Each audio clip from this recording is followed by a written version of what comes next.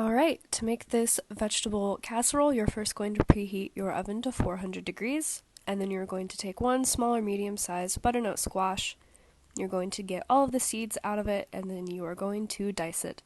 You'll probably end up with anywhere between 4 to 6 cups of diced butternut squash, depending on just how big your squash was and how big you cut your pieces into.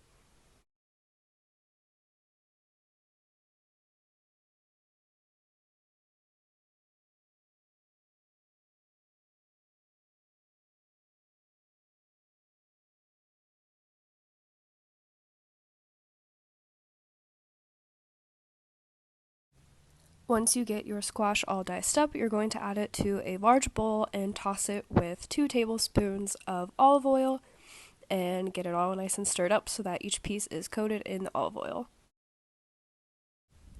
Next, you're going to get your quinoa started. You are going to just follow the package directions to make 3 cups of cooked quinoa. This will probably be about 1 cup uncooked mixed with 2 cups of boiling water, and just follow the package directions to get that started. Once you've got your quinoa going, you are going to line a medium or large baking sheet with some parchment paper, and then you're going to spread out all of that butternut squash onto the baking sheet. You want to try your best to get it so that no pieces are touching. You especially don't want them to be stacked on top of each other. And once that is all spread out, you're going to roast it for 12 minutes. Next, you're going to get your veggies ready. You can use really any vegetables you want. I decided to use some zucchini and some red bell pepper. So you're just going to get those washed and diced up into medium, smallish size chunks.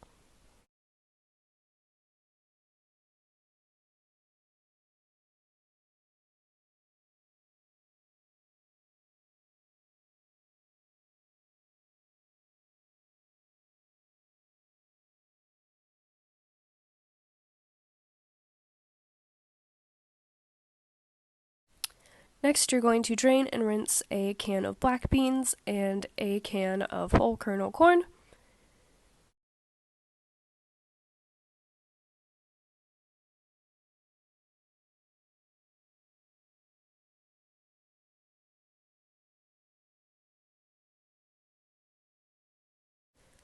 And around this time, both your quinoa and your butternut squash are probably done, so you're going to spray a large casserole dish with some baking spray, and you're going to add your beans and corn, all of your veggies, and I also added a can of diced tomatoes, which I did not drain or rinse. You'll just put the whole can in there. Once your squash is done, you're going to add that to your dish as well as all of the quinoa.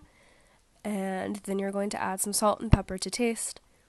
And I also added a tablespoon of ground cumin.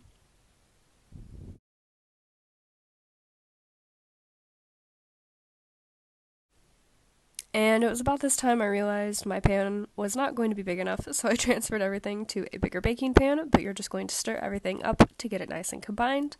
I topped it with a little bit more squash. Then I added about 1.5 cups of cheddar cheese, and you're just going to sprinkle that over the whole dish. And once you've sprinkled all of your cheese over your dish, you are going to bake for 15 to 20 minutes until the cheese is melted and everything is baked through. Happy Friday!